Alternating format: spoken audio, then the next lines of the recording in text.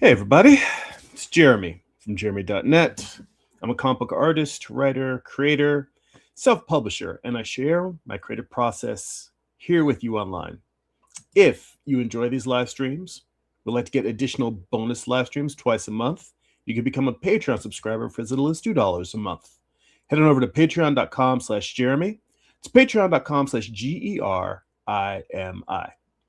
If you'd like to get a free digital sketchbook, work in progress animated GIFs, blog posts about what I'm reading, what I'm watching, what's inspiring me creatively, you can sign up for my free newsletter at substack.com/@Jeremy.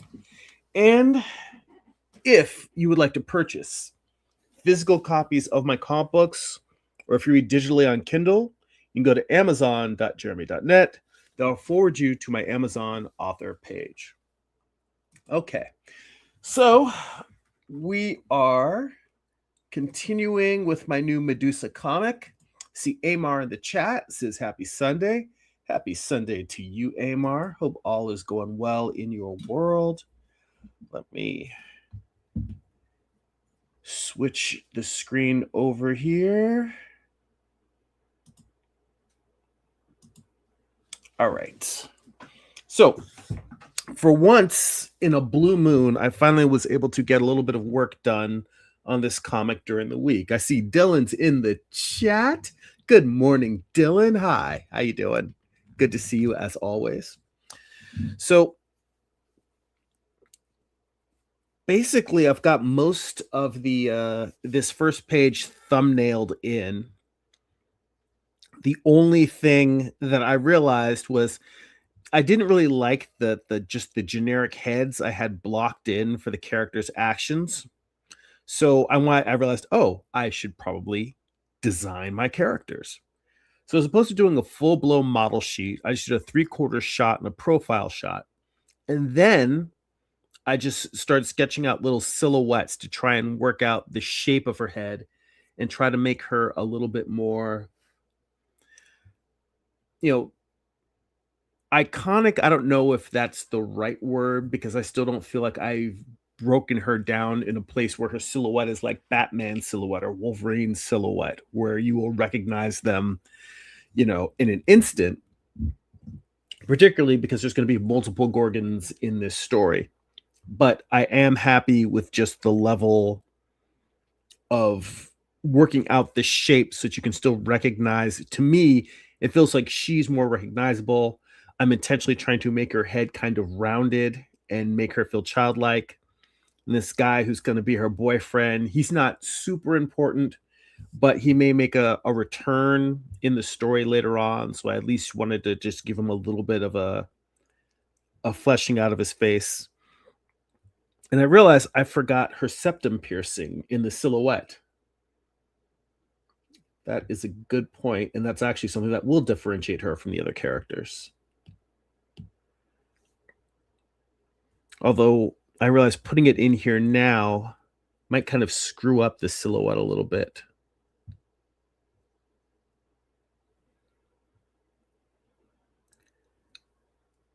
No, I think that works.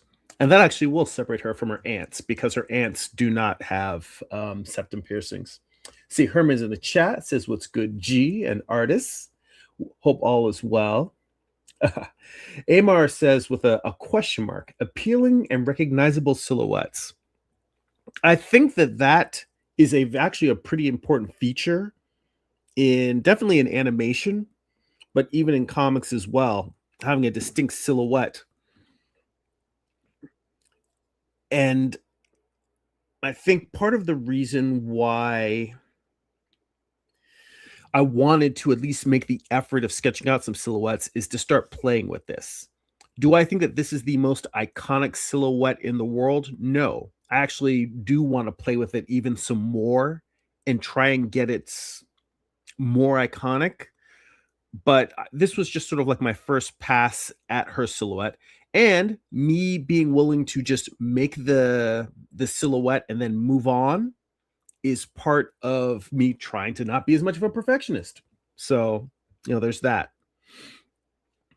One thing I do want to do in here is the construction lines in this image of her sort of looking down at us and smiling a little bit. I want to erase some of those just because I want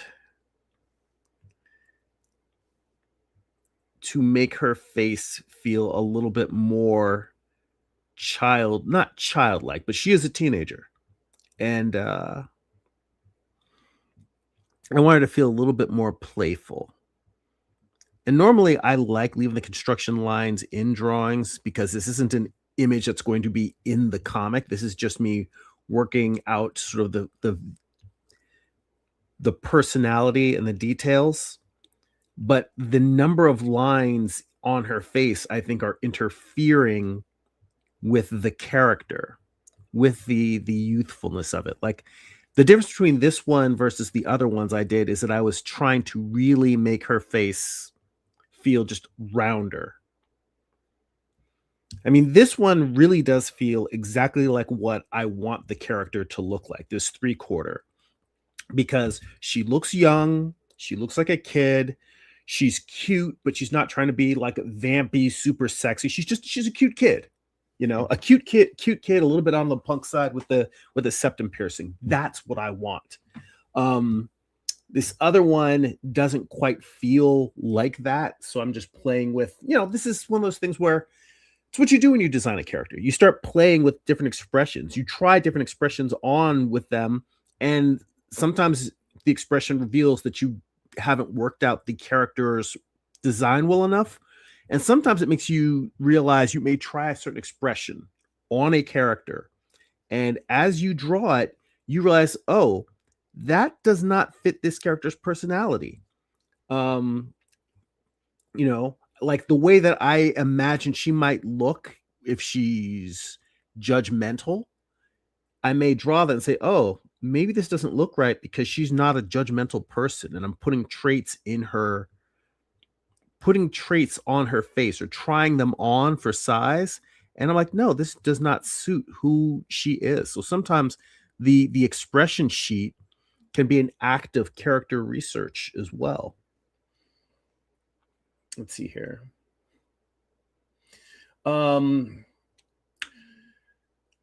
says, is the silhouette too busy though? You have to keep drawing it though.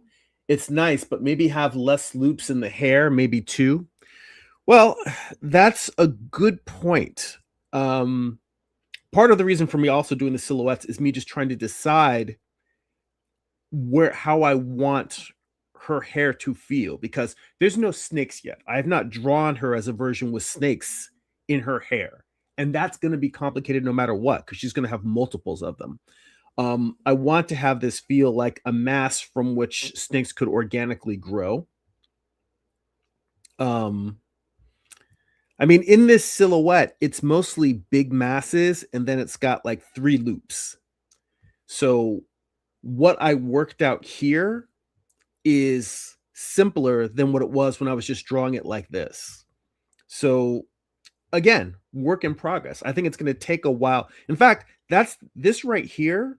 The 3/4 where I'm making the adjustments is kind of what I'm thinking of, is mostly she's got what looks like wavy cornrows, but she'll have 3 loops of locks. There'll be a big loop, a medium loop, and a small loop.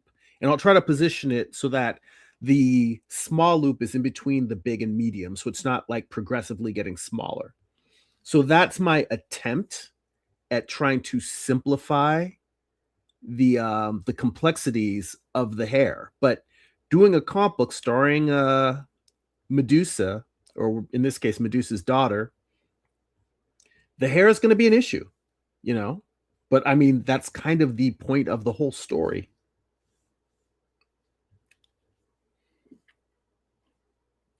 Mm-hmm. Although Amar says it does make redrawing and memorizing of the character easier. Just the act of doing the sheets. Yeah, and in fact, one of the things that I was thinking about doing is just there's plenty of examples online from animation or just from artists on their own doing expression sheets of their characters. And what I was thinking about was just taking one, putting it on low opacity, and then just drawing my character on top.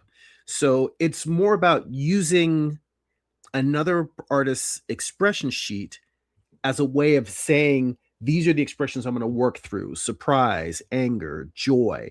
So all I'm using the other artist's work for is a template for what expressions I'm going to draw, but then draw my own character with those expressions. So it's sort of like one of those things that's on my list to do. And really, if I had thought about it, I would have gotten that before I started this session and had it queued up, and I could have just worked on that today. But I was already pretty much ready to move into refining, going from these rough thumbnails to layouts. Let's see here. Amar says, playing with shape language is interesting when creating characters. Yeah, I mean, that's another thing. And I don't think that shape language is something that I excel at. So doing an exercise like silhouettes, design the character in silhouettes, is a good challenge for me for that exact purpose. You know, I want to do the things that are challenging, that I'm not necessarily, aren't necessarily the strongest things in my wheelhouse, and I can just practice and get better. See here, James is in the chat. Good to see you, James. He said, "I'm thinking about skeletal imagery in Weapon X, the Barry Windsor Smith, I presume." Said, it's effective because it's surreal but also nightmarish. Well, that goes back a lot farther than Weapon X. I mean, if you look at all of the work of like the Renaissance and even farther back, skeletons and skulls are, powerful symbols that are repeated throughout art history. And sometimes it is just kind of the horror sense of, anything that makes us confront our mortality. Humans are very are very anxious about that, and the imagery of various imagery of our mortality can be anywhere from disturbing to upsetting. I mean, there's a whole genre of art called memento mori, which are just images of skulls. And the idea of memento mori is that it's Latin for remember you will die. And it's not so much this is here to creep you out. It's just something where it's like, remember to live each day. Remember that we only have a certain amount of time. Make your time count. It's meant to be much more inspiring as opposed to upsetting. I'm trying to remember, because I haven't read Barry Windsor Smith's Weapon X in a long time. I do have a copy of it as a graphic novel. I bought the original issues when it was coming out in Marvel Comics Presents. Loved it. As far as I'm concerned, that story is Wolverine's origin. I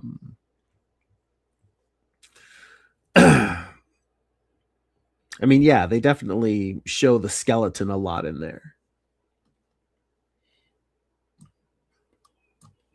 Herman says, I'm thinking maybe shrink her facial features a little. Not like a toddler, but just enough to make her on the youthful side. Easier to portray, maybe bigger forehead. He said, it's your first pass, as you mentioned. Well, I think that that's true in this first sketch that I did. And I think the one I'm doing now is probably a little bit, the features are a little bit bigger. Let's see what happens if I take her features and just squish them a tiny bit.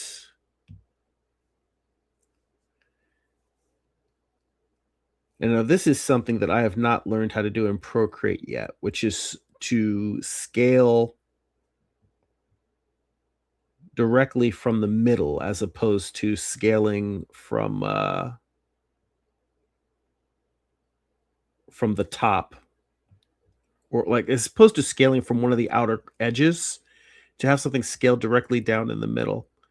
But you know what? You are right, because just making her features a little bit smaller and giving her a little bit of a big forehead, or larger forehead, you know what it does? It's that Art Adams effect, like the X Babies.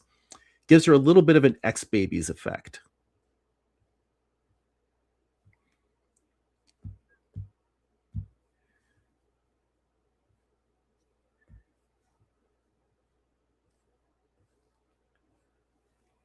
Yeah. Thanks, Herman. That's a good suggestion. I think it helps with the character.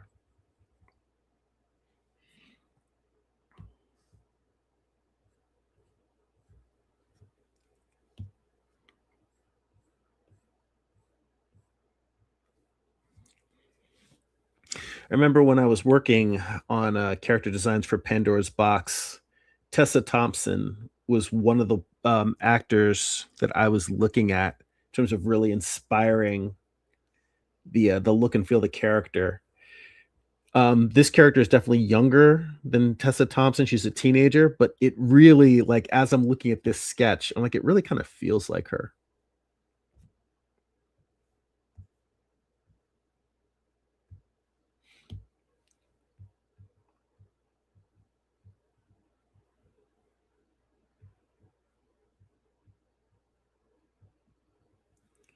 I mean, this doesn't really need to be cleaned up, but believe it or not, for me, this is one of the reasons why procrastination is so dangerous for me in particular.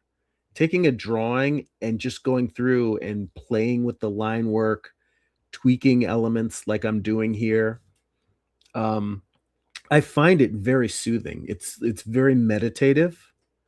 Um, and I can fall into the habit of spending a lot of time working on artwork in a way that it really doesn't need to be worked. Overworking, really. Because I don't need this sketch cleaned up in order to move on to the next phase of the comic. I'm just choosing to.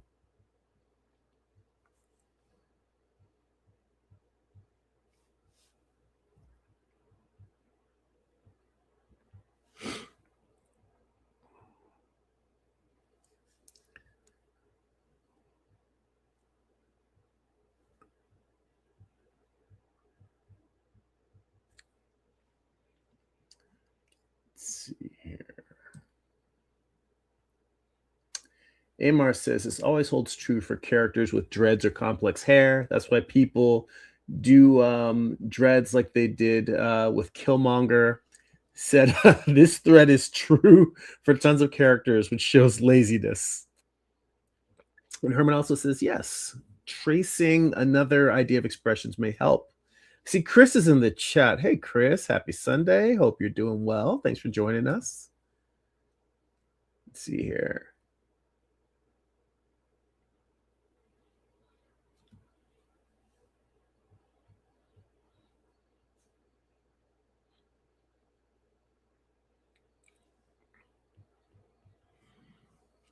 Yeah, so just wanted to play with this face a little bit more.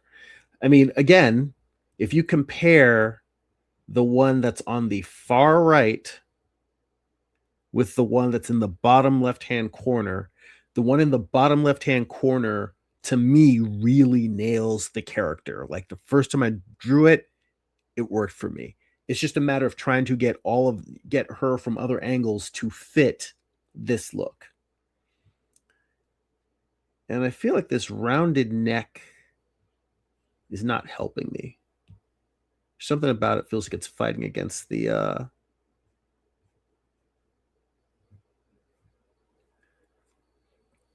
fighting against the overall look and feel that I'm going for.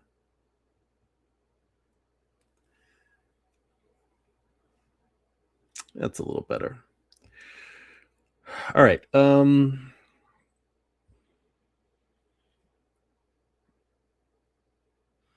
And one of the things that I was thinking about and that I actually really need to pay attention going forward, if I'm gonna do this writing first, dialogue second, instead of the way I normally do. I'm drawing first and then dialoguing, as opposed to doing the dialogue first, the way I normally do it.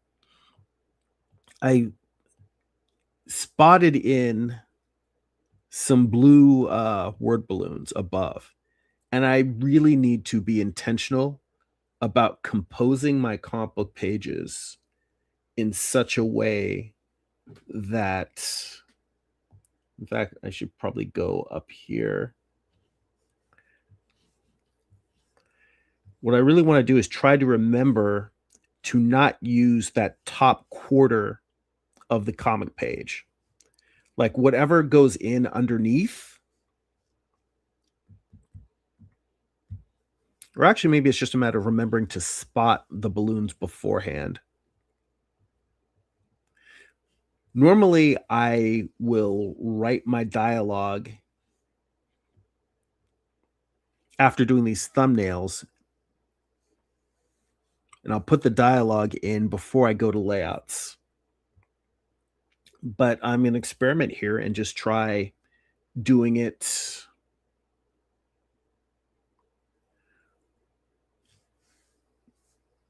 going straight from the thumbnails with spotted balloons into finished pages. Now, I don't think I can actually do the lettering during a live stream, only because I write when I'm lettering. I'm rewriting things, I'm changing things around, and I don't think I can do that while talking to you guys. So maybe something I might do during the Patreon live stream where I'm not necessarily paying attention to as much. And that way, if somebody wants to come on and ask me a specific question during that stream, they can. But for the most part, I can, as opposed to fielding comments in the chat, that's something where there's certain things I can't do while engaging with other people. And obviously writing is one of them.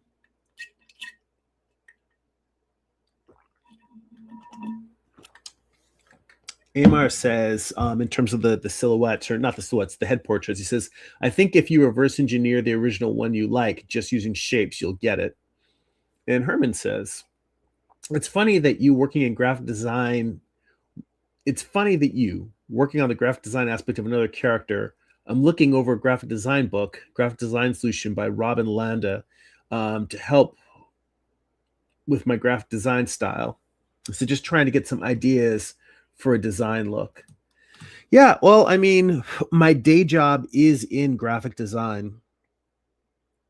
I mean, it's product design, but product design is graphic design in three-dimensional objects. And it's also interesting because I am not okay. I thought that I had moved this balloon. I had selected the layer above my word balloon layer. I had not.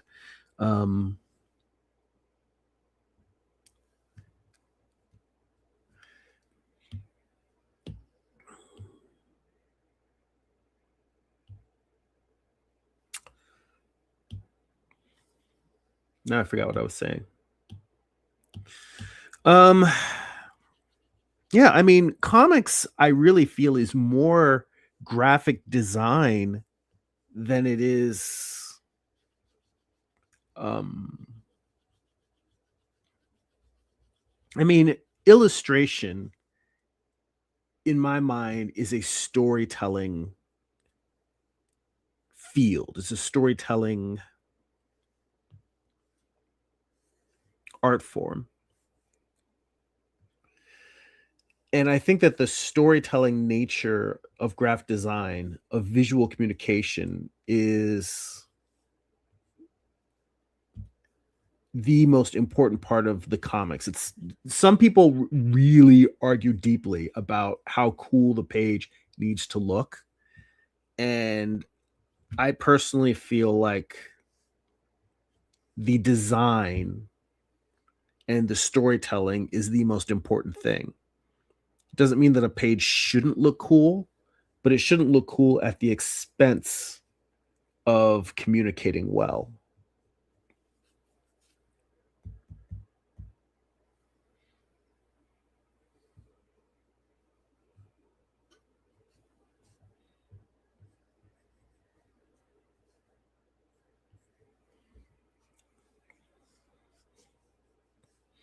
So all I'm doing is I'm doing a panel now next to the bed. Her boyfriend is reaching into a drawer for something, and it is a necklace that he got her as a gift because he's a sweet guy.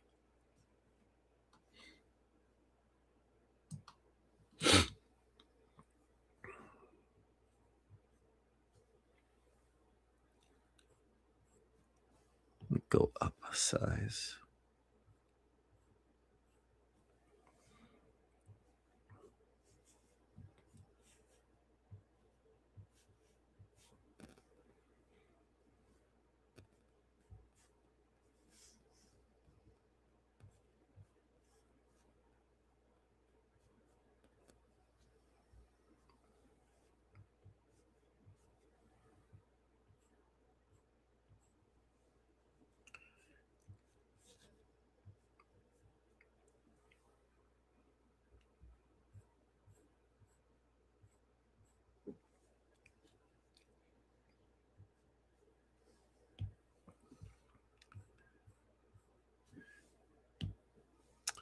I think that that's the real challenge is to make a image that is both cool and well designed, and also using restraint in when you make your cool images, because sometimes you make something that's like a badass image, but you make it during what should be a complete contemplative or quiet moment, something that's a little bit more peaceful. And you can, by making an image that is, for lack of a better term, bombastic, you can throw the reader out of what they should be feeling at that moment.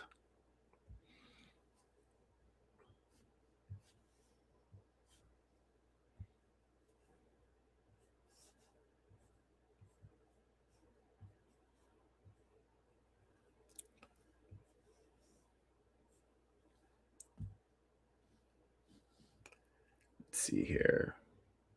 Herman says, um, that's why it's important to come up with a coherent model sheet, that for me and for anyone else, once I design the building blocks.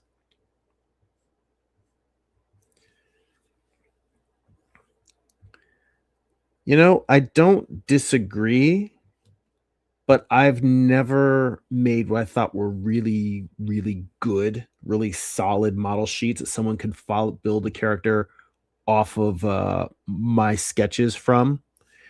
Even in Morningstar, in the back, when I've got all my character designs and character sketches in there, they are very,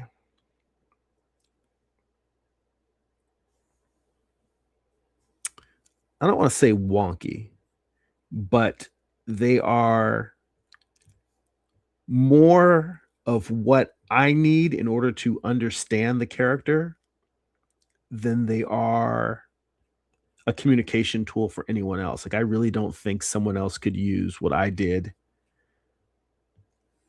I mean, that's not completely true because I've had friends do fan art. My buddy, Jesse Toves did the layouts for the cover to issue 5 because I was struggling with it, and he was just like, "Here, let me just draw this. I see what you're trying to do here. Let me just draw this."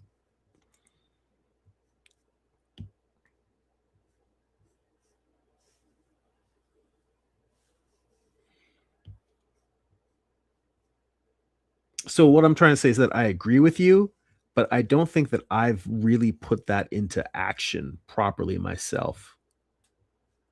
I don't always do the things that I think that I should.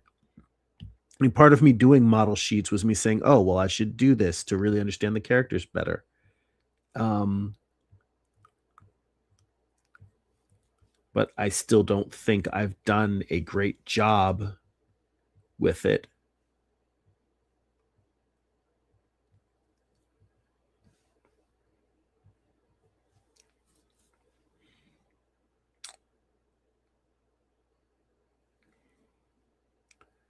Yeah, this hand is massive. His hand should not be that big.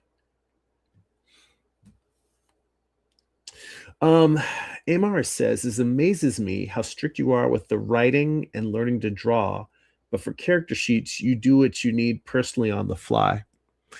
Well, I think that to a certain degree, it's part of my ongoing perfectionism.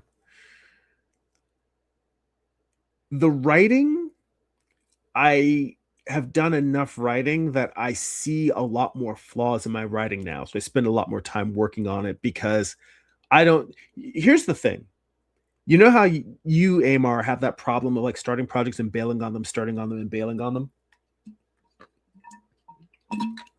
Pardon me, I'm drinking out of a bottle here that's drinking from a straw and it's making a little bit of slurp. Hang on, I'm going to mute while I slurp the rest of this drink.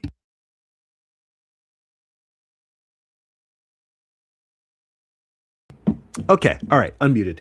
Um, okay, the problem of starting projects and abandoning them.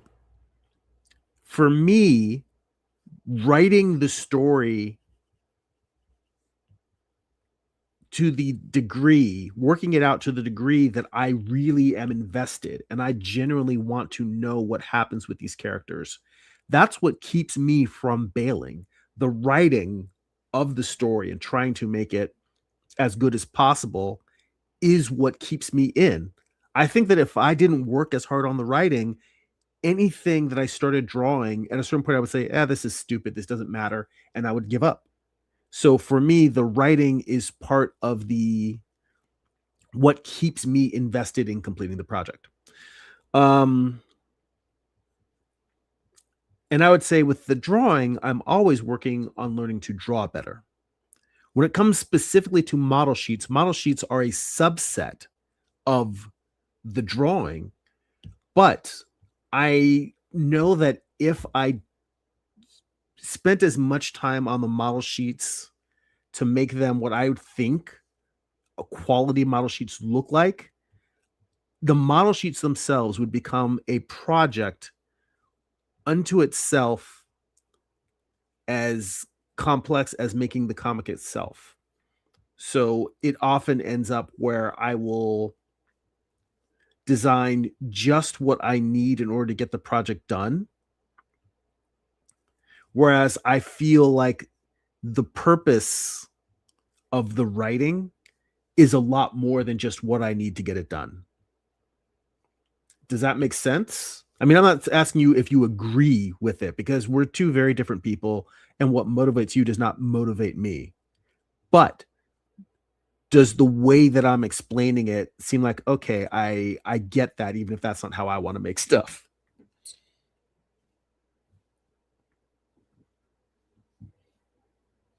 Yeah, Amar says, my problem is that I do busy work, but I don't finish projects. To me, model sheets are they're not quite busy work. Let me put it this way: model sheets are essential, but perfecting the model sheets to me feels like busy work. And I know that sounds ridiculous for me to criticize perfecting anything the way my ass works, um but that's just sort of how I see it. Um if okay, here's another way to reframe it. I don't know if I really need to go on and on, but model sheets are a means to an end for me. The writing is the end. So it's the difference between the means to the end versus the end itself.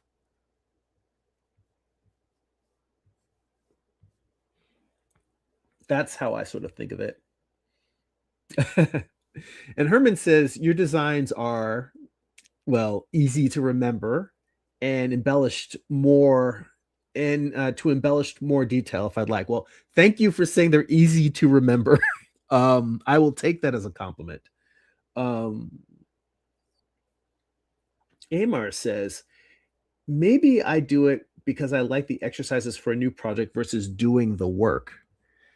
Well, I get liking exercises because, you guys see me with all of the figure drawing work that I do. For me, that's like the most important exercise that I can do with my creative process. I feel like it very much informs like all of the work that I make.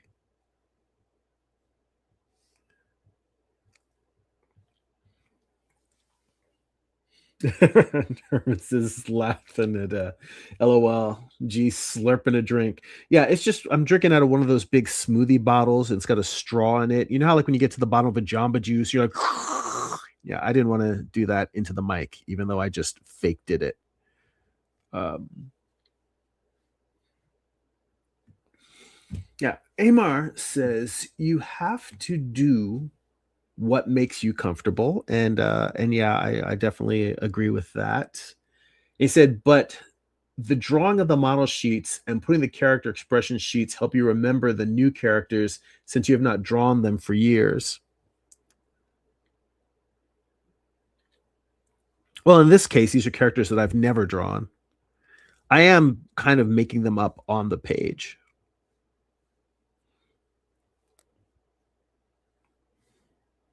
I mean, I haven't even really designed her costume yet, her clothing.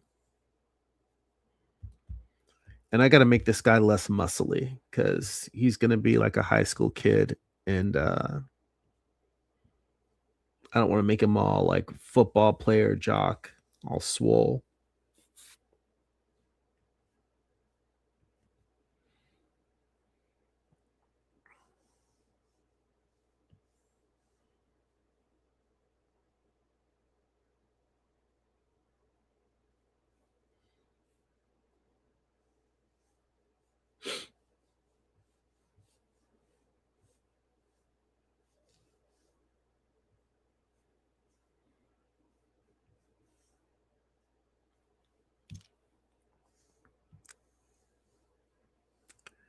I'm just trying to decide. I mean, it sounds so stupid, but trying to decide how big I want this hand to be.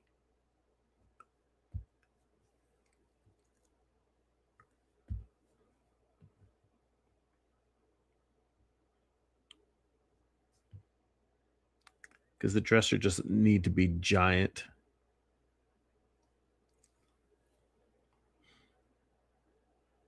I think that's the problem. I'm making the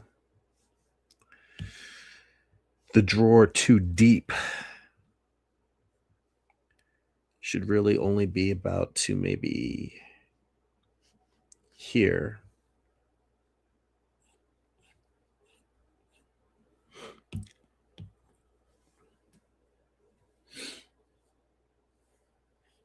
Herman says the intense grid work you do, G. He said, okay, work on model sheets. Well, like I said, the grid work is to me, it's the storytelling. And in the end, I think it really is about what each individual creator values. Um, I am not super worried about whether character details and features match exactly from page to page.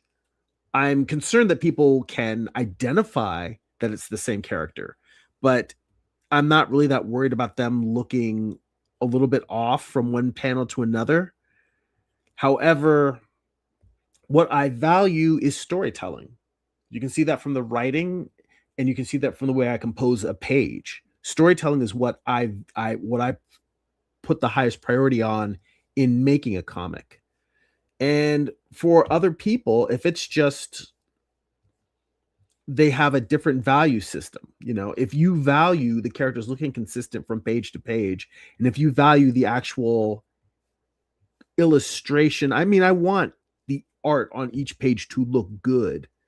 But for some people, illustration supersedes design. And I know how I feel about it, but it's not my place to tell another creator you do not value storytelling enough. There are books that I definitely like there's things where I've seen it and I'm like, ugh, I can't tell what the hell is going on, or I'm not particularly impressed with the storytelling. But you know what? There's people who may love a certain book that I'm not thrilled by. So it's just I know what I think is important and what I value in a comic. For instance, like the comic creator Chris Samnee, he is a great artist. He really, really is. He draws incredibly well. But I feel like as many great storytellers as there are in comics, Chris Samnee is probably, in my opinion, the best contemporary storyteller in comics. His storytelling is just so amazing. Um, and that's an industry full of amazing storytellers. I mean, this already, I've put too much time into this. It's a guy reaching into a dresser drawer. It doesn't need to be all this.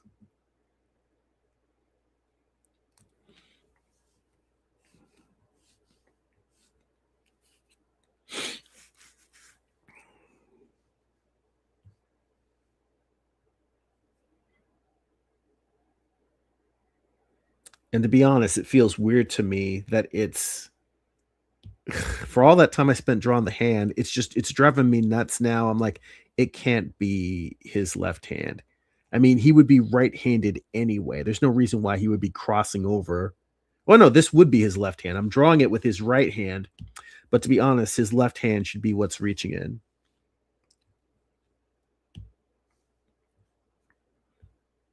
See, these are the kind of things that matter to me. Do the characters' faces look the same from page to page? No. But is he reaching into a drawer with the correct hand?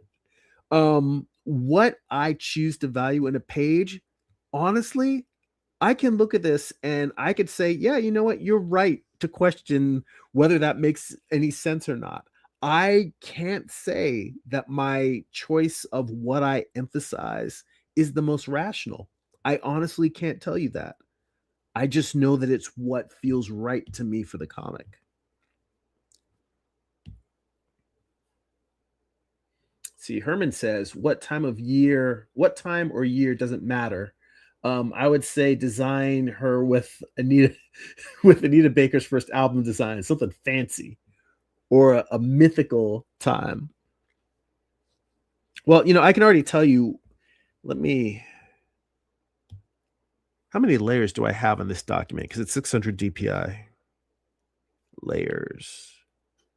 I have 11 layers and I've used 6.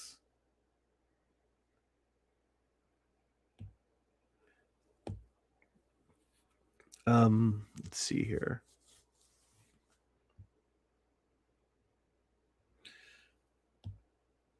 I didn't really want to do too much character design in this single document because I'm going to run out of layers. First off, I'm going to get rid of the layer underneath here.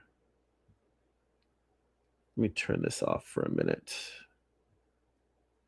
Actually, instead of turning this off, I'm going to take all of this. Let's group that.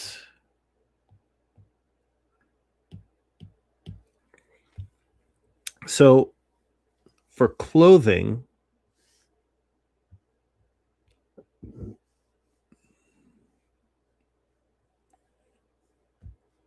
I was already thinking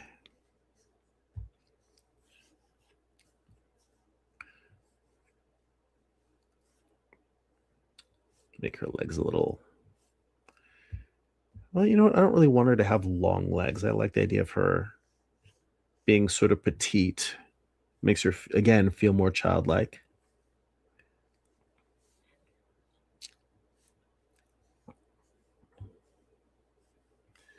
I wanted to have her wearing a long sleeve t-shirt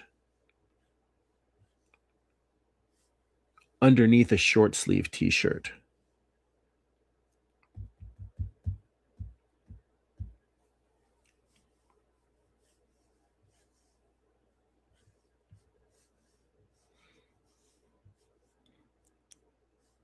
Need to go a little chunkier here with the lines.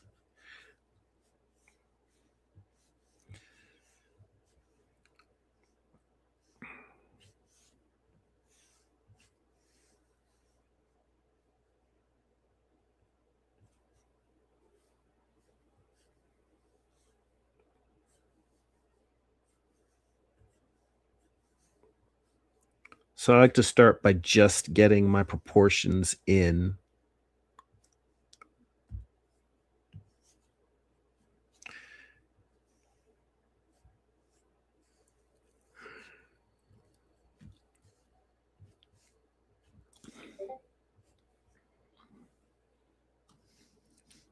Let's see.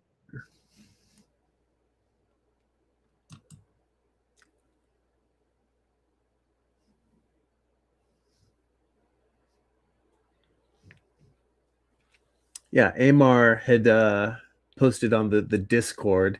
He said, "Me staring at the image of your new character in the live stream. I decided to do a version.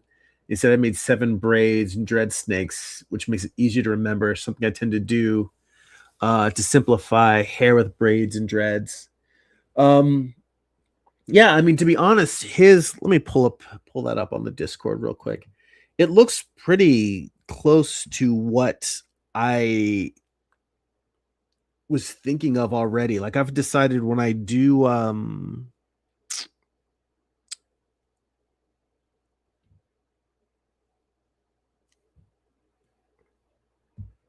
yeah, here we go. So this is Amar's sketch real quick. When I do the Medusa images that I draw, I'd already kind of decided that from now on I'm going to keep it to 7 snakes because I could just go on and on and on and draw a ton. Yeah, this looks really cool. Yeah.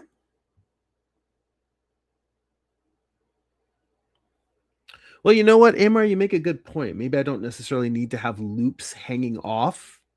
I liked the idea of having loops hanging off. I think I'm going to play with it and just decide over time which one I prefer. But let's see. Herman says that would be me, struggling to keep things artistically consistent sequentially throughout. He said you got that Michael Jackson bad pose going.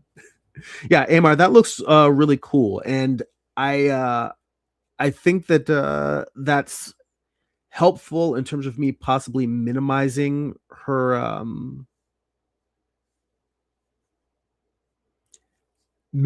how complex her snakes are going to be because I have not. This is an experiment in me doing less and doing less planning than I normally do. So there's going to be a lot of contradictions here because normally I would plan out everything and I would do pages and pages and pages of character designs, environment designs, and everyone's been telling me you overthink shit. You spend too much time playing it, just get on with it. So you're going to see me kind of go back and forth between intentionally trying to do less planning and then me going in and saying, "Okay, this is stuff that I actually really need to figure out in order to do the comic properly." So I'm going through a point. I'm doing a project that's intentionally going to be full of contradictions. So yeah, I can't always tell you how much of it's going to be me doing the things the way I used to do versus me just trying to make stuff up. And I also can't give you a rational explanation why some things I can let go and some things I'm like, nope, I gotta do it the way I've always done it. Um, because I'm trying new shit and I haven't really thought out how I'm going to deal with these new ways of figuring things out.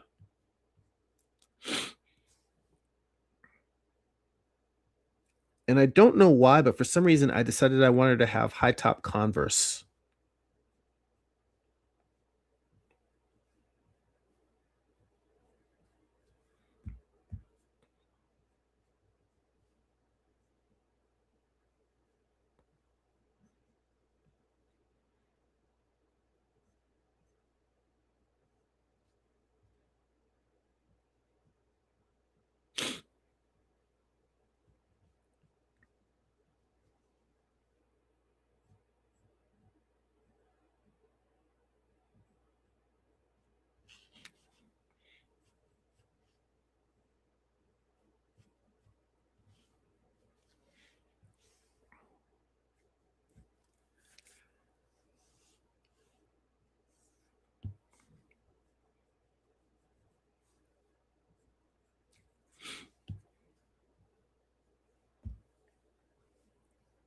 see here.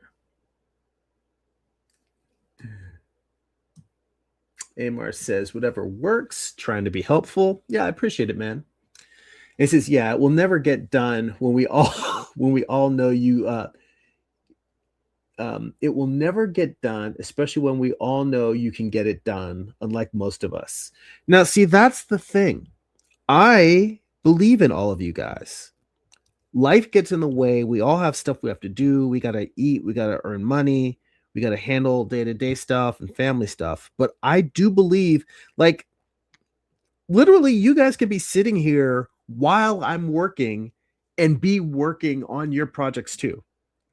That's kind of what my hope was, is that I don't know if you guys have ever worked in a studio environment, but I've been lucky enough to work at jobs where I was in a room with other artists and we would just sort of talk shop and talk shit and just be hanging out while we're working. And I've been lucky enough to have that both in personal art and making comics, and I've been lucky enough to have that in day jobs. And I feel like whatever it is that you want to do, that you aspire to do, if it's a comic book, if it's an illustration, if it's an animation, you guys can just have your stuff open and be working next to me while I'm working. And, occasionally if I say something that you want to respond to, you pop in the chat and say it. But it can honestly just be us sitting here working, and I'll occasionally run my mouth while I'm working. Not occasionally. I mean, honestly, I'll run my mouth nonstop while we're working. But the whole idea of I'll actually finish it versus you guys, I'm like, no, you guys can finish it too. You pick a project, you pick one project, and you keep chipping away at it. I mean, to be honest, that's why it was so hard for me to pivot from the Pandora's box. I mean, I didn't go on and on about it, but it really was hard for me to set aside the Pandora's box story for as long as I was doing it, just to start this new story. But I realized that my friend Carl had really given me some good advice, and I wanted to take it because I'm so goddamn stubborn. I said, let me try to get this comic done, as a one shot, and then I can come back to the other story. The other story, nothing's happening, nothing, it's not going anywhere. It'll be there. But whatever it is that you want to make, just keep chipping away at it. Whenever you sit down to do the creative thing, instead of saying, all right, I'm going to do this, or I'm going to do that. Like, the only reason why I'm sitting here and I'm drawing a full figure pose of this character is because I am going to need this in this comic. I was going to have to, if I turn this layer off and bring back the layer, it's not like a full character introduction shot, but you are going to see her in the first page. So when I go to draw this page, I'm going to have to figure out her clothing anyway. So I've kind of got everything else almost worked out for this page. I've got the faces for the characters. I've pretty much got the room laid out. I got to decide about this stupid dresser and finish just the gesture for it. But other than that, and this is a little necklace that she wears. It's just a little coiled snake, but that necklace keeps her powers in check. And the whole reason why he's reaching into a drawer is because he has a necklace that he got for her as a gift. And that gift is that necklace. She takes off her necklace in order to put it on. And that's when he gets turned to stone, and she realizes, oh my God, something is wrong.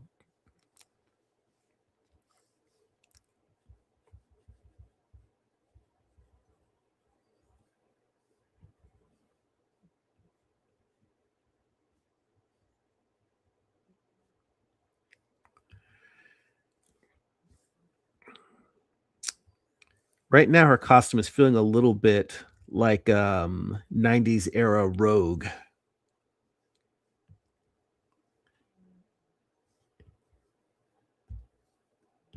So I'm going to have to play with her clothing a little bit to try and change it up.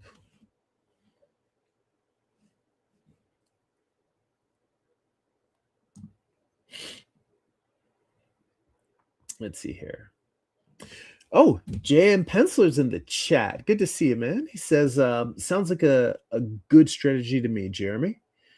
Uh, Amar says, if you can just say I'm happy with it, then you can move on and just focus on the story. He says, I'm thinking of the same route for animation. Once I can, I will get some stuff done that I can like and finish. Herman says, Lord, yes. I'm lifing so hard right now, it's crazy. And Amar says, yes, I have, and true, and true.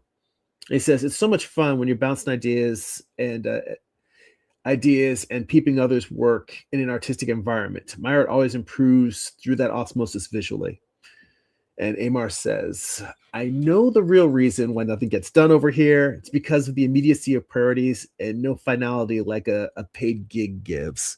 Yeah, that's true. I mean, I've been freelancing and I definitely spend a lot more time doing other things around the life of a freelancer versus just do the work, then finish, then go do my thing.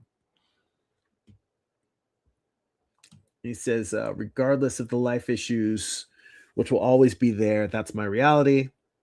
Yeah, Herman says, this costume reminds me of a rogue situation. Yeah, I think I actually put her hip out a little bit too much. I need to not so much put her hip out, but I think I need to bring her foot back in under her. In fact, before I completely erase that, let me just see how this looks if yeah. Well, actually, that's another thing now. Working digitally, I don't have to erase the whole thing. I can just take this and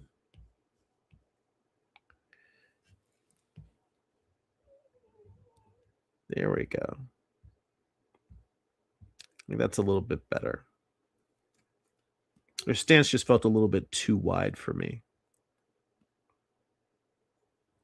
And actually, I do need to narrow her hips a little bit because I am used to drawing adult women. I'm not used to drawing teenagers, and I want her hips to be a little bit narrower and to have a little bit of that tomboyish feel to it. Still feminine, but just younger.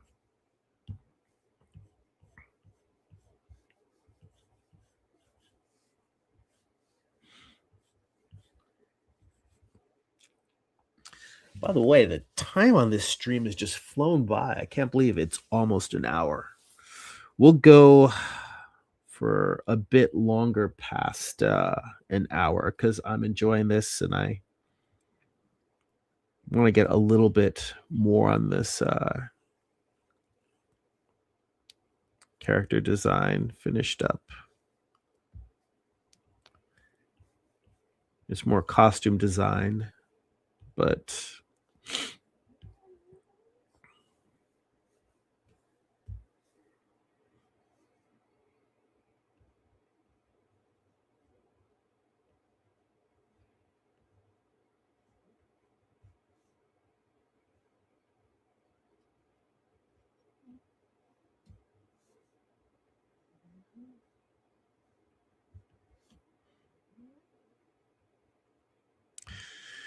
I mean, I really like having just like I like the idea of her having a bun of hair in the back, and that's sort of where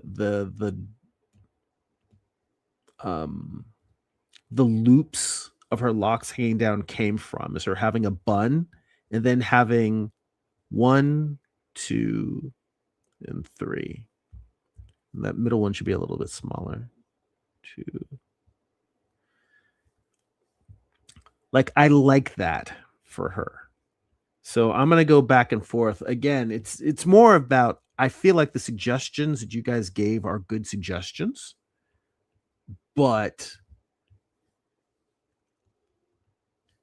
when it comes to what I want the actual character to be, I have sort of an internal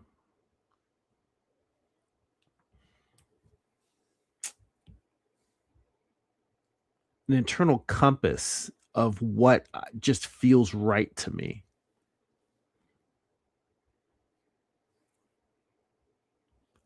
But I mean, hell, if we all made the same decisions about how a character should look, we'd all draw exactly the same, and we all draw very differently.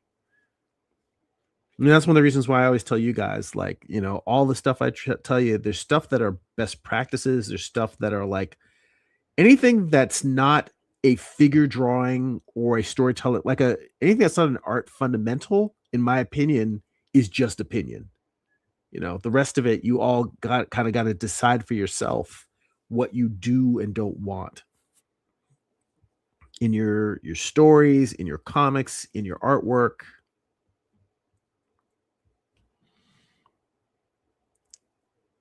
But honestly, just putting that head with the loops, with the loops on there, without any facial features, she feels like the character to me now. That's what I was going for in terms of trying to do a simplistic character design, but also a character design that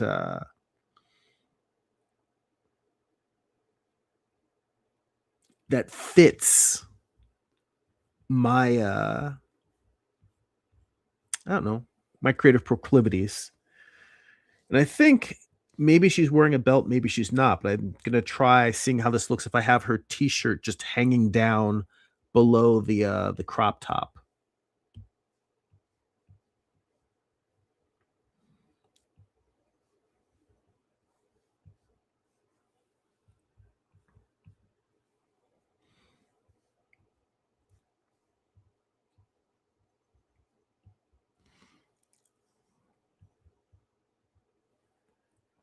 Let's see here.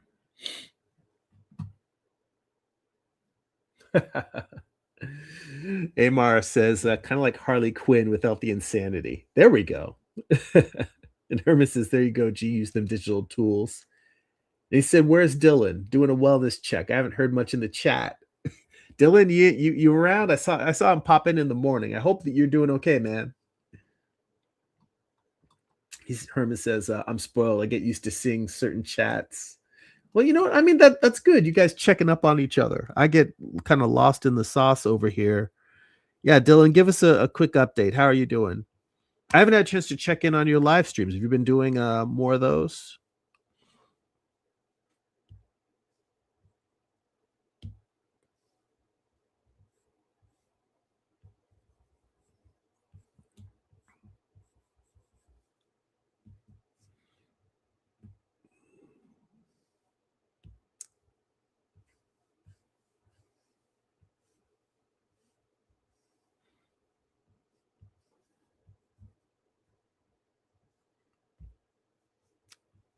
I don't know what I'm going to put on her shirt. I'm just giving her a little design there.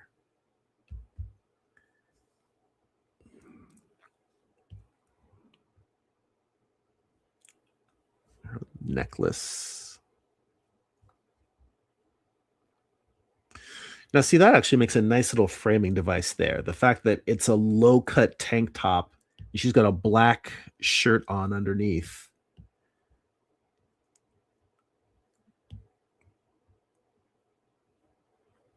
And now it kind of frames that little necklace that's going to be her thing that sort of keeps her power in check.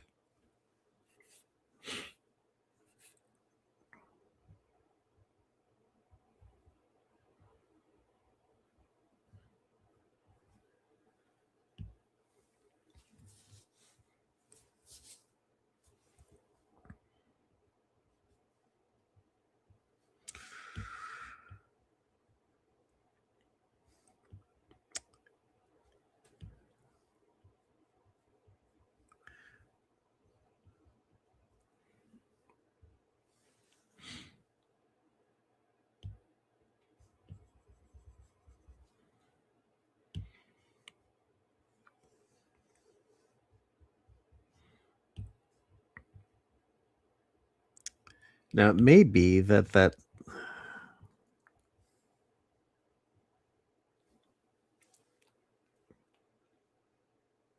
necklace may go away once the story gets into her really coming into her own with her power. And maybe it's just something where she just wears sunglasses to hide her eyes, and then when she needs to take people out, she just takes them out.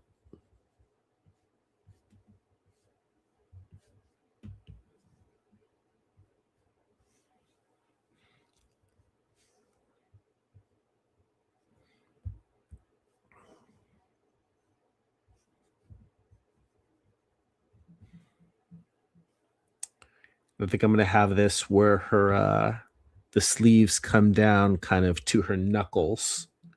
So it's not quite like a glove, but her fingers sort of protrude. Let's see here. I see Danny Vex in the chat says a baseball girl. Actually, she is a gorgon. She's not really in her snake form yet, but she can turn people to stone with her eyes. I'm more just kind of trying to figure out how I want her costume, her clothes to look. You know, just her normal streetwear.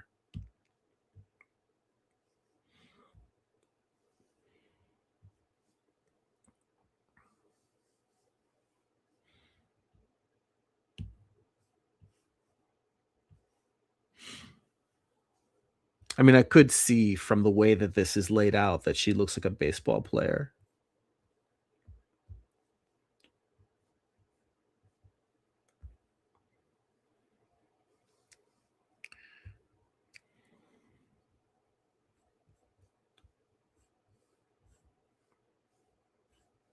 And there's other stuff with her gesture that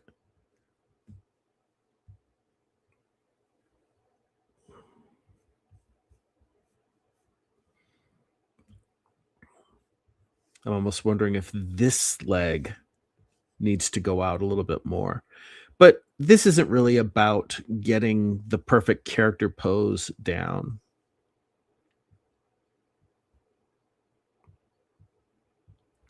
This is more about just figuring out what I want her to wear.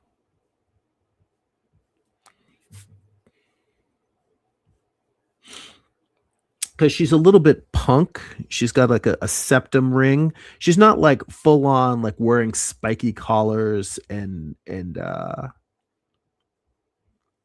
like a zillion piercings, but she's just gonna have like a septum piercing, and I'm trying to find a look for her that is she's not a bad girl.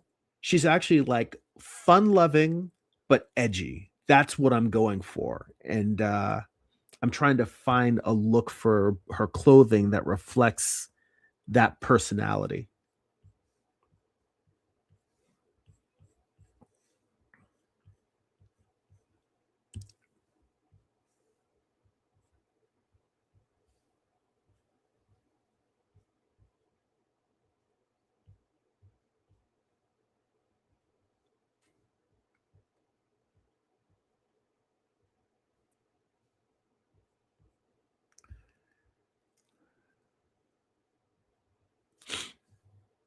That elbow looks broken. I'm gonna make her forearm go up a little bit more.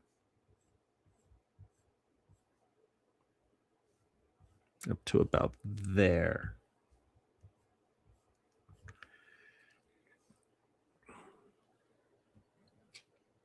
Let's see here. Danny Vex also says, how about a big baggy hoodie? You know, I'm not against the hoodie. It's just so many teenagers wear hoodies that I'm trying to think of ways to make her not look like everyone else.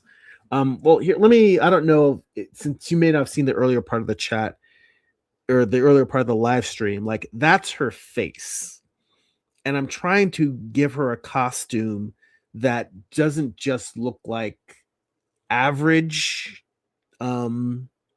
average teenager. Like I kind of want her to look like somebody who looks a little bit of an outsider, but she's like an outsider who is friendly and bubbly and just doesn't like she's nonconformist, but she's very friendly. That's what I'm trying to go for. So I'm trying to find a style for her that makes her feel like she's kind of a unique person. Um, let's see here. Going back up in the chat, and let's see here. Dylan's in the chat. He says, hi, I've been watching. He said, I've been dealing with some anxiety and heart racing due to personal issues and family drama. Just trying to keep my mind on something else, this live and not the drama.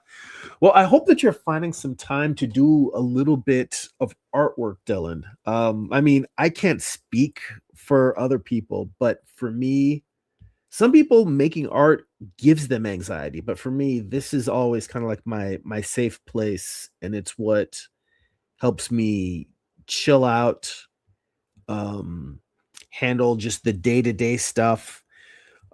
If I can make time for it when work is busy and stressful, being able to sit there and say, all right, well, I can take like a half hour, 45 minutes and just sketch for a little bit and kind of come down a little bit. Those are all things that help me. So I'm sorry that you're going through the anxiety. Um,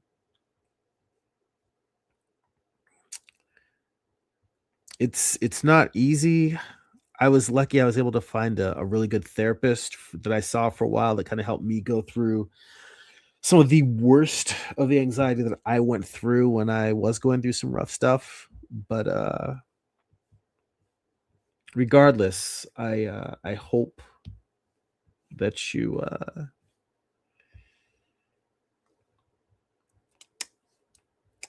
hang in there. Hang in there. If it's possible to get help, get some help, get like seeing a therapist. I know they have sliding scales. You may not have the money to spend up for it, but sometimes you can find stuff that's covered by whatever insurance you have. I'm a big having gone through it, I'm a big advocate for going to therapy, just in terms of having someone that you can sit there and pour your guts out to for no other without fear of judgment. Having just for that single fact alone, we have friends, we have family, but we know we can't always tell them everything, or we're concerned about how they think or feel about things. And having someone that you can dump stuff to without fear of judgment is, I think, for that reason alone, for no other reason, I think therapy is extremely valuable. Let's see here. Amar said in the chat, he said, I wear my sunglasses at night. Well, once she gets to the point where she has her like powers, and she's just doing what she's just balling. I think her and her aunts, all of them are gonna rock sunglasses. Like I said, I don't know if that necklace is gonna be an ongoing thing. I just realized in designing this initial costume for her normal day-to-day clothes, that it makes a nice framing device for her. So, Converse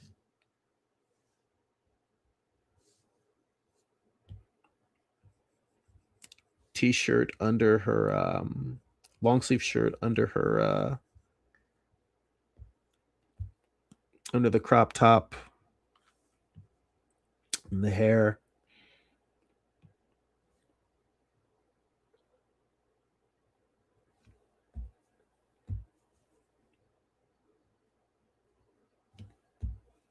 I'm going to switch to a smaller brush to draw her facial features. Now, so far I've been drawing her with really open eyes, but I just want to see what happens if I draw her with a little bit of like smoky eyes.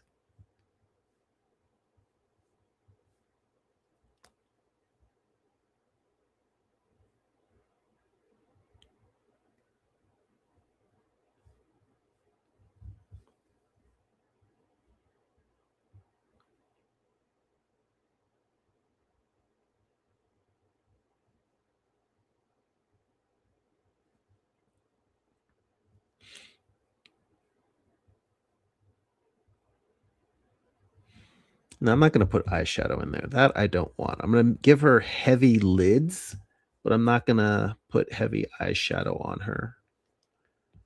So I feel like that just goes away from the vibe I'm trying to create for her.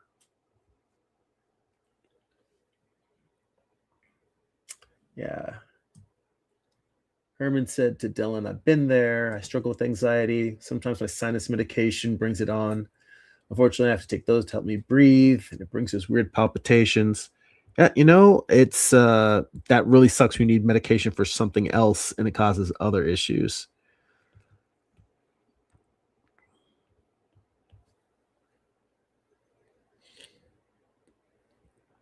Let's see here. And Dylan says, I'm sorry to hear that, and thank you.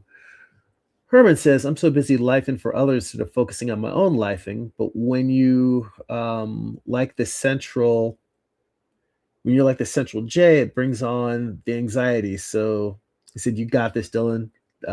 Take it one day at a time. Amar says, I see a happy face or a rose t-shirt with with a belt with a skull on it.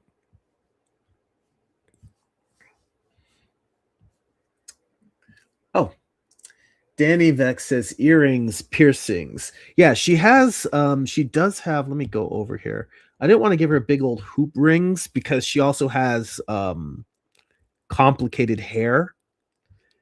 But I was gonna give her she's got a septum piercing, and then she's gonna have like a black, lower lobe piercing, and then a couple of small.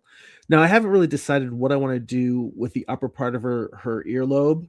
Like it makes sense for me as a character for her to have just simple rings, but I also want to figure out how to do that so it stands out from her hair.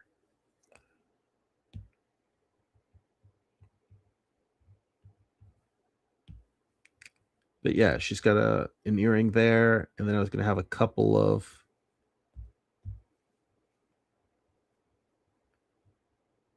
hoops going in, or actually maybe it'll be better to do it like reverse.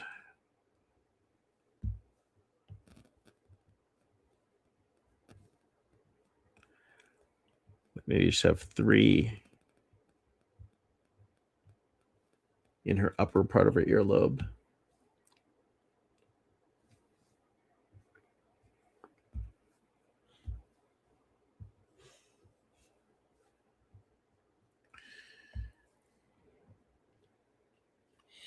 Let's see here.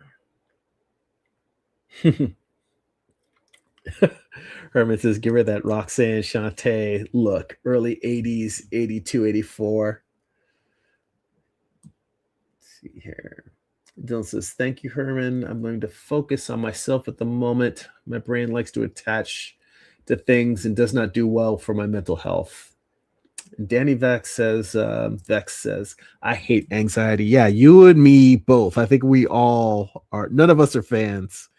I honestly feel that's probably the reason why most artists go into art, is that it's a coping strategy for just dealing with anxiety and day-to-day drama. It's a form of self-soothing.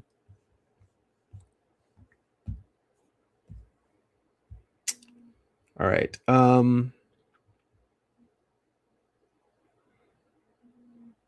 I think I've got enough of her look that when I move on to the actual comic book page,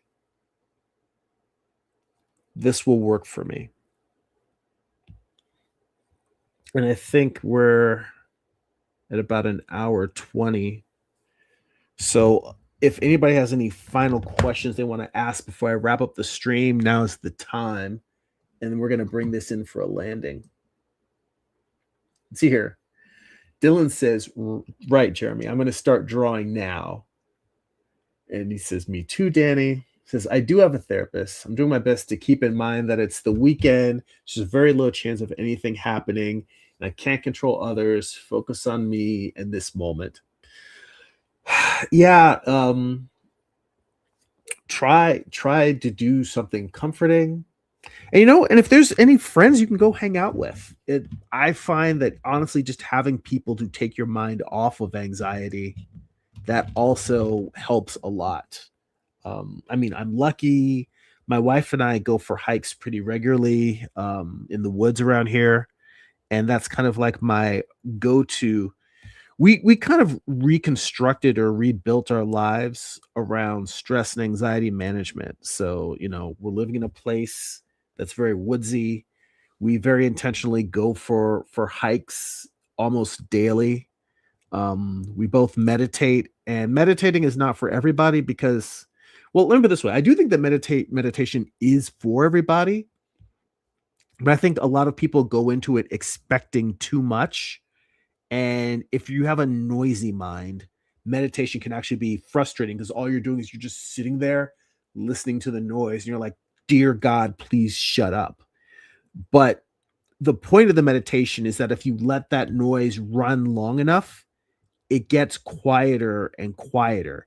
And the hard part is having the patience to sit through enough of that noise for your mind to really relax and mellow out.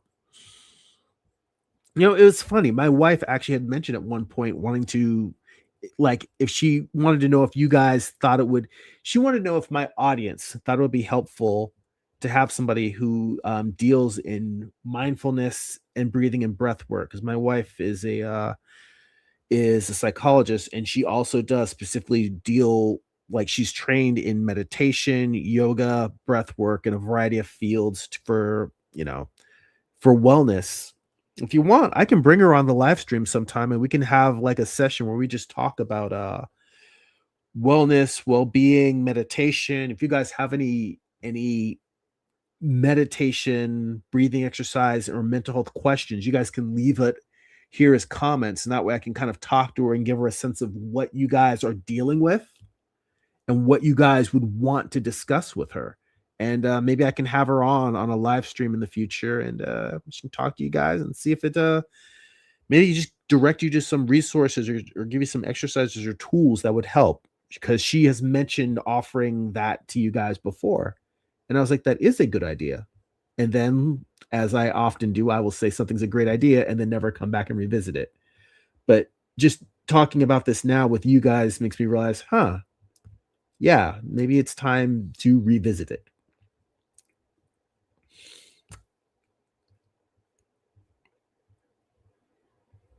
All right. Last couple of comments, and then we're going to wrap things up here.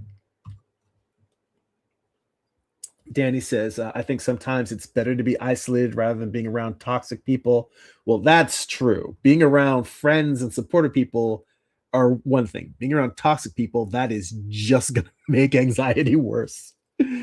Um, Herman says, I get it. Sometimes I'm regular and anxiety canceled out nowhere. It's a pain, but I've gotten better. It intensifies when I've had 3 months off work, health issues before I found out what the issues are.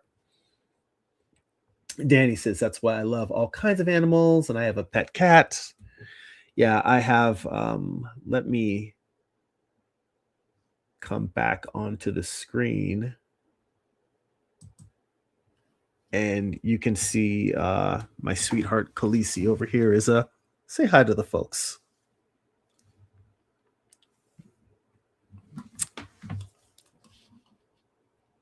Go to, there we go. Hi. Yeah, you get a big yawn. Yeah. She usually likes to sit right here while I'm working. Whether I'm live streaming or not, when I'm working, she usually wants to be in her pet bed next to me. She's one of our she's definitely my art support animal, and she's my creative director. And actually, it's funny. Years ago, there would be times when I would have a bunch of figure drawings laid out on the floor. Anytime I lay artwork down, she will go and walk and lay on it. I don't know why. I can't leave a sketchbook open. I can't leave paints out because she'll just go and lay on them. But yeah, she's a sweetheart. Animals definitely help with anxiety. Let's see here. Yeah, Herman says, let me flip back here. Honestly, I'm just flipping back to this because I don't feel like you need to have my big mug here while I'm drawing. I feel like this is more interesting. Even me just talking while I've got a picture of a drawing up here. Let's see here. Yeah, Herman says, I telehealth with my therapist this week. A lot of ton on people is the top of my list this week. Well, you know what? If they need to be told on, they need to be told on. That's just how it goes. You know, people run around doing dirt and they think they can just while out. Let's see here. Yeah, Dylan has therapy once a week as well. And Herman says to Danny, he says, that's my motto. I completely stay away from negative people. Helps my sanity. I take heed in maintaining my peace. You got to do that. Danny asks, what is more difficult, the drawing or the story writing? I will say it's going to be different for every person.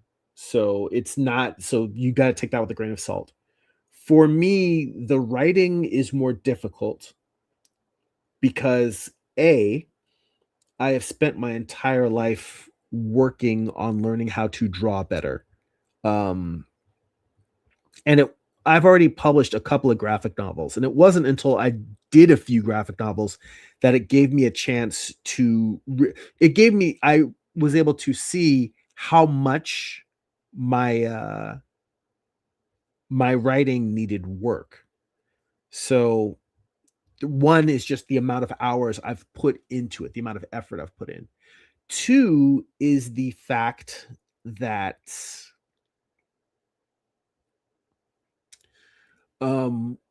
drawing, I can kind of turn my brain off a little bit. I just sort of relax and enjoy myself, and it relieves a lot of stress, as we were talking about earlier. Whereas I feel like writing requires complete focus. And that focus, maintaining that focus for an extended period of time is challenging. So it's not necessarily, there are people for whom writing is as relaxing as drawing is for me. And there's people for whom the idea of having to draw is anxiety inducing and stressful in the same way that, you know, it's the exact opposite of it being relaxing for me. So for each person, it's going to be different. It depends on how much time you've spent doing the thing. It's going to depend on what your natural strengths or weaknesses are. And this is where we get into some of the challenging things about making art, because you ask 10 artists, you're going to get 10 different answers. Now, I will say when it comes to making comics, most artists are going to say, no, the writing is harder, and that's why I'm an artist. But you will also have most comic book artists are people who tried to draw and found it too hard and gave up. So they said, you know what, I'll just write instead. So that you've got two people for whom they have the exact inverse experience. So yeah, it's not a one-to-one answer. And I bring that up because a lot of the discussion about how to make art, how to make comics, how to do creative things, a lot of these prescriptive ideas, I mentioned fundamentals earlier in the live stream. Once you get beyond fundamentals, so much of this is individual, and what works for one person will not work for another. I do believe that learning the fundamentals is important in terms of drawing, but I also think that so much of each person needs to create their own creative toolbox, and it's good to be aware of a variety of approaches to making art, whether it's the writing or the drawing. But we all need to test out those approaches and figure out for ourselves which ones really suit us as an individual. So those are my thoughts in terms of just making things and the difficulty of them. Herman says, I agree, G, that the solitude and the paper or screen helps calm me a lot. I finally cleared my art table, so I'm much more artist friendly environment for myself. So I'm making a much more artist friendly environment for myself. Bought a lot of supplies, markers, gouache, pens for traditional stuff. I'm glad to hear that. I just broke out, excuse me. I just broke out one of my I've got tons of sketchbooks all over the house, but I decided that there's one I want to try and keep around specifically because I can spend a lot more time or should spend a lot more time working out details that in sketchbook form that it seems like the perfectionist thing that we keep coming back to for me, spending forever trying to perfect artwork. I can just sit there and work the sketches until I've got something that I'm really happy with. I've worked out the anatomy, I've worked out the values, and then when it comes to doing the final piece, I just sit down and get into it. That's what I want to move towards. So I want to get into the habit of sketching in my sketchbook even more than I already do. Right now, most of my sketchbook is either blocking down just the rough idea itself, or there's studies of anatomy, gesture, figures. And what I'm saying is, I want to work in studying, doing more refinement sketches where I take the idea and I try to work out, well, what is working, what isn't working, what do I need? Let's see here. Dylan says, I intend to have this weekend to be truly relaxing. I think I did pretty well yesterday. Today's been bumpy, but the day isn't over. Well, I mean, the whatever is the most relaxing thing you can think of, go do that. Whatever it is, lean into joy and peace. Try to think of the things that calm you and make some space for them. Maybe it's watching TV, maybe it's going for a swim, maybe it's watching a movie, maybe it's hanging out with somebody who is not toxic. Yeah, just try to lean into that. Um, Danny Vex says, me too. I draw daily to stay calm if things don't get too scary. Let's see here. Dylan says that would be so cool. Amar says she sounds perfect for TikTok or having her own channel specifically for that. Oh, the conversation with my wife. Yeah, I've been telling her she definitely should start some. Well, I told her to start with a blog because I feel like that's sort of a low pressure, low stakes way of in terms of interacting with people. But yeah, I will definitely suggest that to you. Danny says I do yoga. Um, and Herman says, "Word, I need to do some yoga again." I want to get back into yoga. I was doing it for a long time, but the particular practice I was doing aggravated my sciatic nerve, and I had to give that practice up. Um, and I haven't found a new one since, but I that is something that's on my list to do, is just finding one or just taking the one I was doing before and removing the parts from the practice, removing the poses that were triggering it. Because I did find that it was just specific movements I was doing that were causing the problem. Let's see here. Dylan says I've got some experience with some Eastern practices. Danny says meow meow. Yeah, I'm a little slow getting around to the rest of the comments. Let's see here. Here, Amar says she's an old lady now, isn't she? Oh, Khaleesi. Well, my wife got mad because our vet in the last appointment um, referred on their medical charts as a senior cat, and my wife was like, "She's not a senior; she's a baby." And I'm like, "Yeah, she is our baby." So, um, she's our baby, but she's a mature baby. Let's see here. Herman says that's cool. He says maybe I need a pet or turtle or something. Yeah, it's tough finding the time to, that for the longest time we didn't have any pets because we were both so busy with work that we didn't want to have any animal. We wanted to make sure that if we had animals, that we had the time to properly care for them and interact with them. And when we first got these two, they were rescues. Um, and the other one, Khaleesi's sister, I actually took her to work with me when we first got her because I was bottle feeding her. And you know what? It was very sweet taking her to with me to work every day. I was lucky at the time, the job I had my own office, so I could just put her in there and close the door. Not something that I would be able to do with my last job, but I was very lucky. Let's see here. Herman says, "Story writing for my ass." Um, and Amar says, "My cat says he does that with my shoes and socks." I see Lucas in the chat. How you doing, Lucas? Thanks for joining. And Danny says, "I don't want to sound childish, but I love cartoon." Um, um, I think it says "We Bear Bears." I don't know if you meant Care Bears, but or if "We Bear Bears" is just a cartoon that I'm not familiar with. She said, I think it's deep, the story."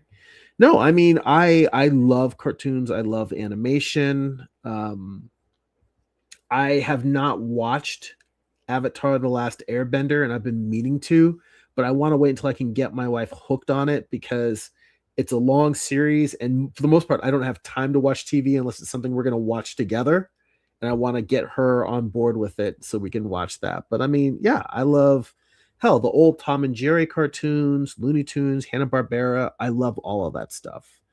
Um, and I think that animators have always tried to make stories where, even with children's entertainment, they were trying to put in elements or details for adults because they knew parents would have to sit and watch stuff with their kids.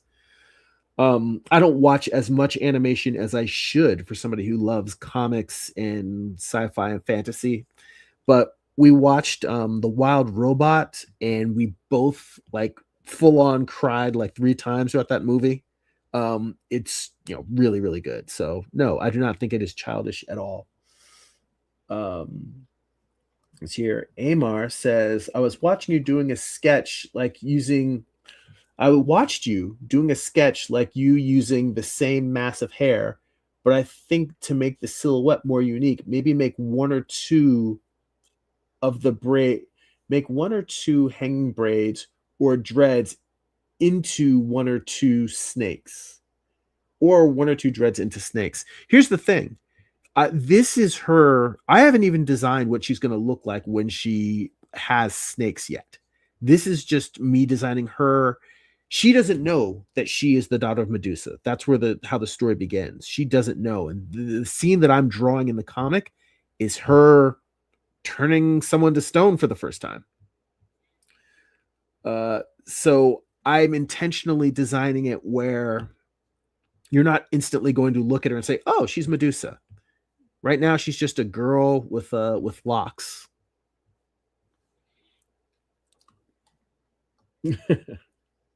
Let's see here.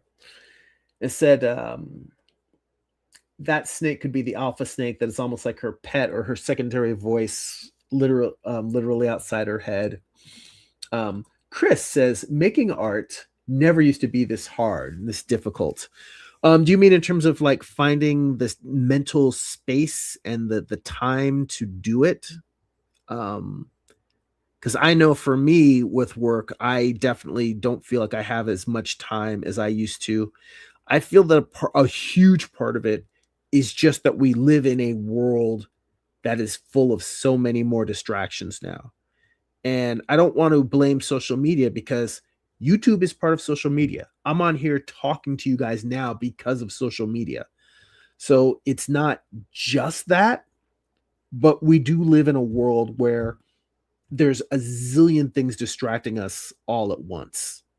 And that makes it really, really hard. I mean, that's why when I was saying earlier, like, I would just assume if you got, like, for me, There are artists that I do like to listen to their YouTube channels. I like the art casters. I like to put that, but the thing is, I honestly don't necessarily get into the chat very often. I'll just put on an episode and I'll listen to it while I'm sketching. And I figure, the whole idea of just having other people and just chit chatting while working, that's appealing to me. That's me listening to other artists. I like listening to other artists talking about art making while I'm doing the art making.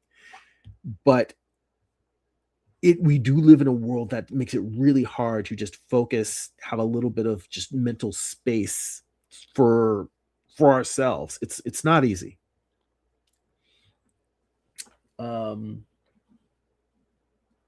see here. Chris says, because we need characters and ideas for our stories, how to win at art. Is that a fair assessment? Okay, I went into a completely different direction. I was going about the distraction. Well, I don't 100% believe that is true. I do believe that it is possible. I make stories and ideas and characters because I enjoy that. Specifically, I comic books are what made me want to make art. But where I live now, there's an art center that I go to for figure drawing, and there's a bunch of people there who, for the most part, primarily do portraits and landscapes, and they are so happy just doing that. So I think that when you look at Instagram and YouTube and a lot of the concept art and animators, it seems like the only way to get ahead is to have characters and stories. But I think that if that's not what you're interested in making, if you just want to draw pictures of things that inspire you, I believe you can do that, and you can build an audience of people that are fans of the imagery you make, and it does not have to have a story. Or rather, the story isn't, oh, this is the character fighting this battle from this world. The story is simply, what made you want to draw that thing? Maybe you were walking down the street and you saw a building that just really captured your attention, and you're like, that building looks so cool, I'm going to take some photo reference of it and paint it. And the story is about the feelings you felt when you saw the thing, or maybe the fact that the building triggered some memories, and the story is about those memories. So I think that there is a place that story has for artwork that is not comics or video games or animation, but that story is about you. And even then, I don't feel that you have to share those stories. I think that they simply make it easier for people to, I don't know, grab on to what you're making and why. But just the idea of, you have to do this in order to be a successful artist and in order to make art in the current era, I'm going to push back on it. I'm going to say that it might make it more challenging, but I don't feel like that's the only path. And I think that if you just want to make stuff that makes your soul sing, then do it. Let's see here.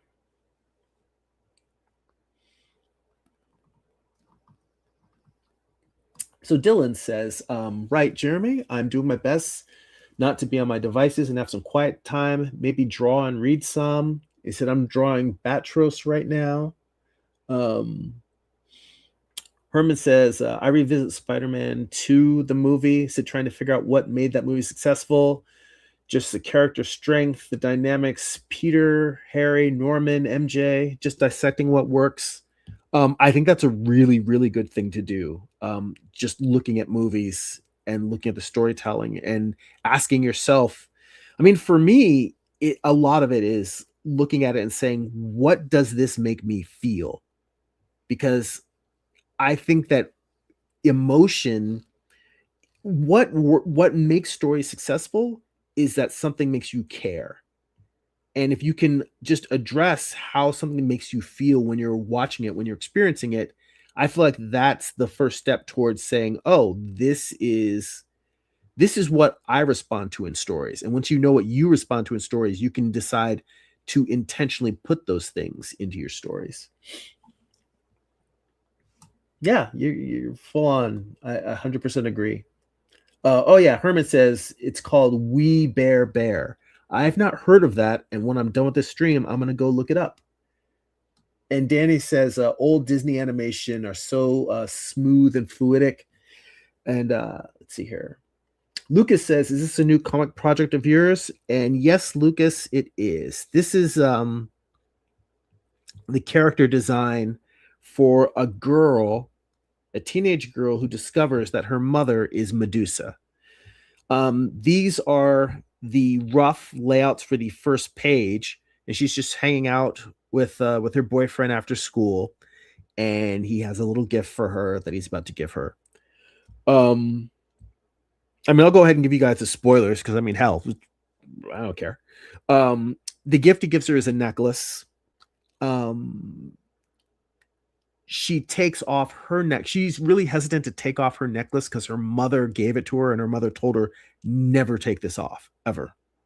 The necklace is what keeps her powers in check, and so she takes off the necklace so that she can put on his, and then she turns him to stone, and that is the beginning of her journey. So yeah, it is a new comic I'm doing. I have not abandoned the Pandora's Box comic that I started, but this piece, I sell this as a print on my website. Hell, I've got an Etsy shop where I sell it as a phone case. I mean, hell, you know what? Let me bring me back on screen. Yeah, this is my my phone case. So I took this image and I you know, it's not on my regular jeremy.net website, but I have a Etsy shop, and I think you can connect to it from my the .net. If not, I'll put a link to it. I'll put a link to it in the chat so you guys can see. But anyway, I've got an Etsy shop where I've got like a few things like the phone case, some t-shirts, some other stuff.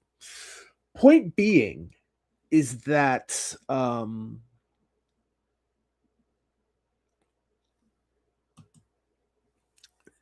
this piece I made a bookmark out of it, and I gave out bookmarks at WonderCon a few weeks ago, and the sales at WonderCon were not great. I had a great convention, I had a great time hanging out with people, but the sales were not gangbusters.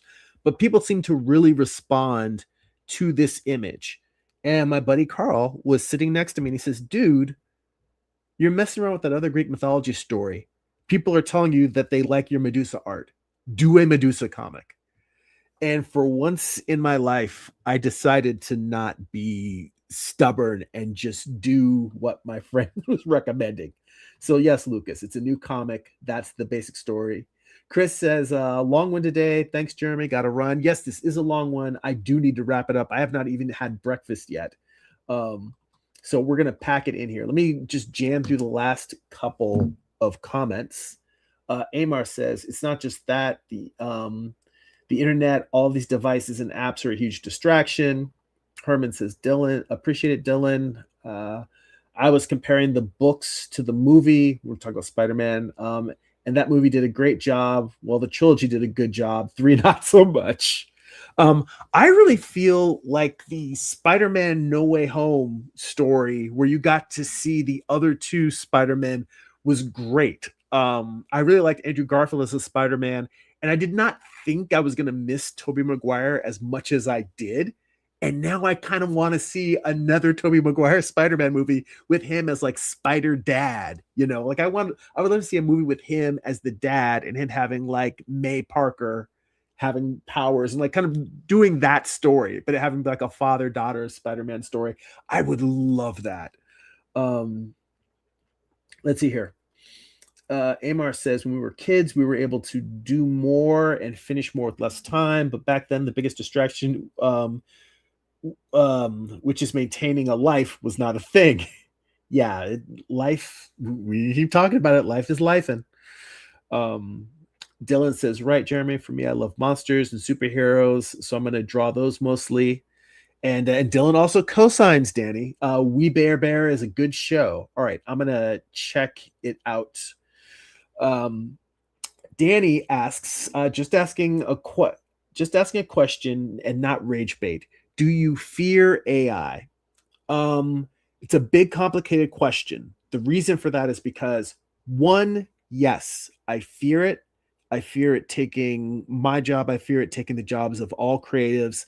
And I fear it taking the jobs of so many people in society where it's like, well, what are people going to do for a living? Because it sounds like, at least in the United States, we are absolutely 100% against some sort of universal basic income. Um, and I fear that it's going to tear society apart when you literally take the livelihoods out of, let's say, half the population and they're not able to retrain for it. Now, as a side note, I do not resent my problem is that the training models were trained unethically by art that they stole from people. I don't have a problem with other people wanting to use AI generated art in making things. That unto itself, I don't have, like, I don't judge other people for wanting to use AI tools. And in my day job in toy design, I have incorporated some work into some AI generation into like brainstorming, um, early product development, that sort of thing. And it's been one of those things where it's simply, I can use it in an aspect where I really do see it as, my whole thing is I view it now as a photocopier.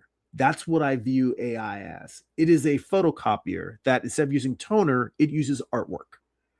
And that says, and the same thing, like, I don't know if you guys remember, but well, I'm old, but a long time ago when you could make photocopies at your, I mean, you can make photocopies at your local library, but when it first started becoming a thing that people were going and using photocopies, they would always have a sign that says, do not photocopy copyrighted material. You're not allowed to copy stuff that you don't own. So the same problems that we have with photocopiers, I feel like that's the same issue that we have with AI. Um, but yes, I do fear it. I also do believe that to a certain degree, and I've had this conversation with another friend of mine on this channel, that if it's coming for our creative jobs, while I do think that there needs to be some sort of recompense or some sort of reconciliation with the artist whose work it was trained on without consent. But I do believe that there is a point at which I will have to, I've come to terms with the fact that it's going to be part of my job. It's already part of Photoshop in so many ways and in the design work. And I will have to embrace it and find ways to use it. Whether I use it in my personal work or not, right now, my stance is simply, if I have to use those tools for my day job, then I will. If I don't need to use them for my personal work, I would prefer to just do everything hand drawn and do it all myself. But I'm leaving space mentally for being willing to revisit that stance as I learn more about the tools, as I use them more, as they become more ingrained in workflow. So yes, I both fear it, but I am not gonna bury my head in the sand about it. That, if that makes any sense. Um, I'll tell you that I was happier with the world we had before AI. I feel like it's created a lot of unneeded anxiety, and I feel like the way that the world operated prior to it, I felt like that worked well. Um, if it can help cure cancer, that's great. I really, actually, I think the medical breakthroughs that are possible with it and the scientific breakthroughs, those are wonderful, wonderful things. Um, but it doesn't seem like anyone is making any of those breakthroughs. They're just finding reasons to fire creative people. Um, all right. Amar had a comment. He said, therein enters the tragedy. Oh, the Pandora's box, not Pandora's box, the Medusa thing about her turning the boy to stone. Yes, we're starting off with some tragedy there. And Herman says, LOL, Spider Dad. That's crazy, but that would be great in terms of the Spider-Man movies. Danny says, hell yeah, we want to bully McGuire more. I mean, I hope that people have come, like, the main thing he just got grief over was the spider dance in the third one. I don't think that the third movie was a great movie, but I lay that at the studios. I don't even blame it on. First off, I would never blame Tobey Maguire for that.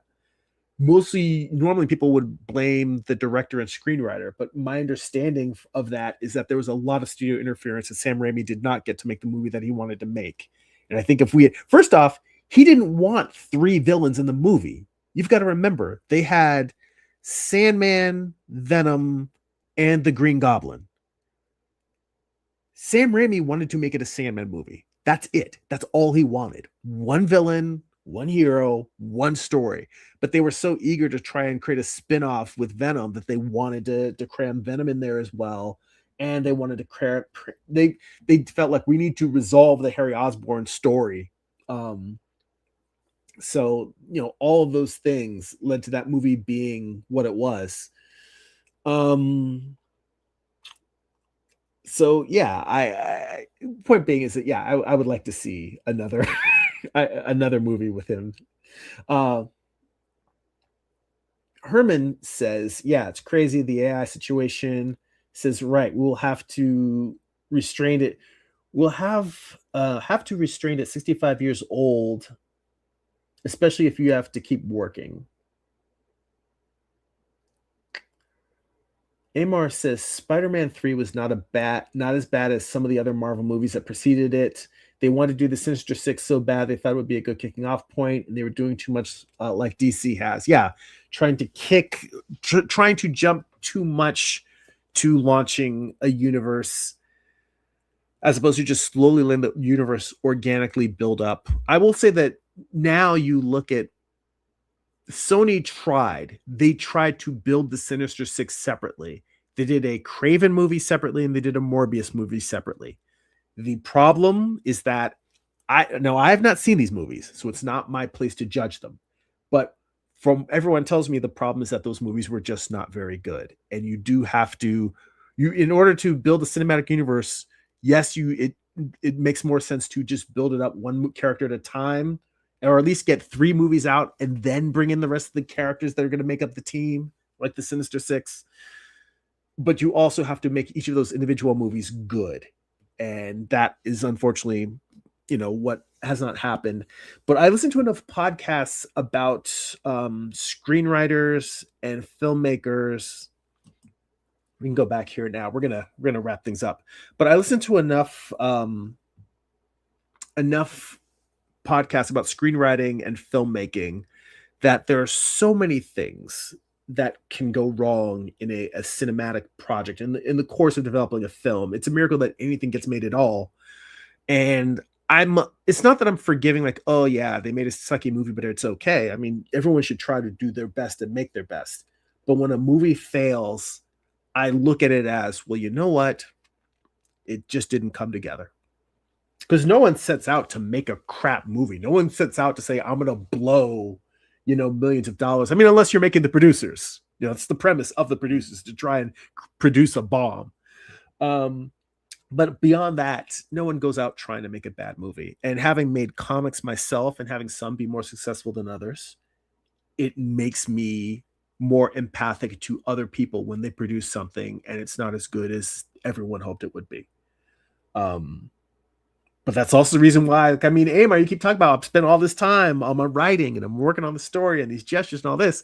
It's because I don't want to do a Spider-Man 3. I'm trying to make something that's, I'm trying to make something that if the rest of the world hated it, I would still feel proud that I made it.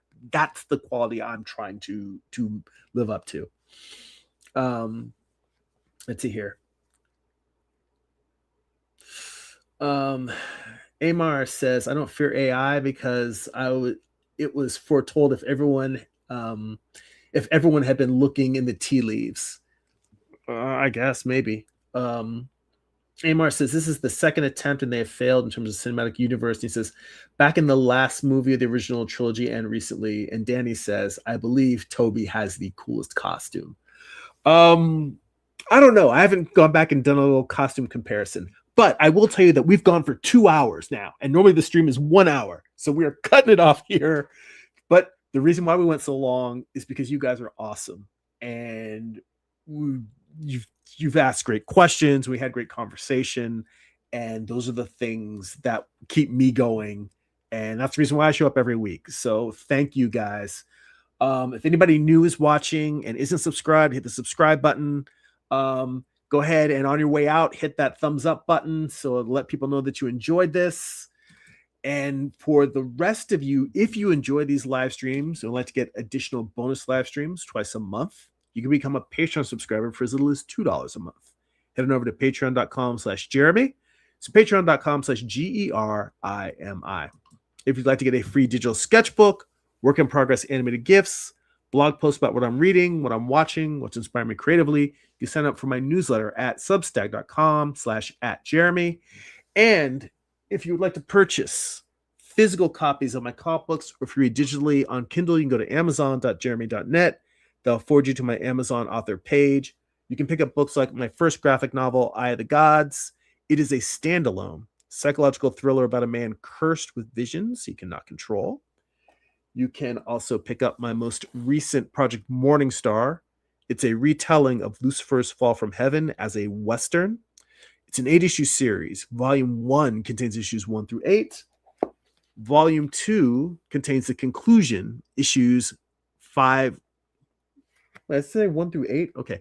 Volume 1 contains Volume 1, issues 1 through 4. Volume 2, issues 5 through 8. Both have extensive back matter, thumbnails, page layouts, character designs. I basically show you how I put the whole comic book together. You can also pick up my art book, Wound, The Art of Jeremy Burley, Volume 1. Someday there will be a Volume 2. I need to get on it. But that is it for today, guys.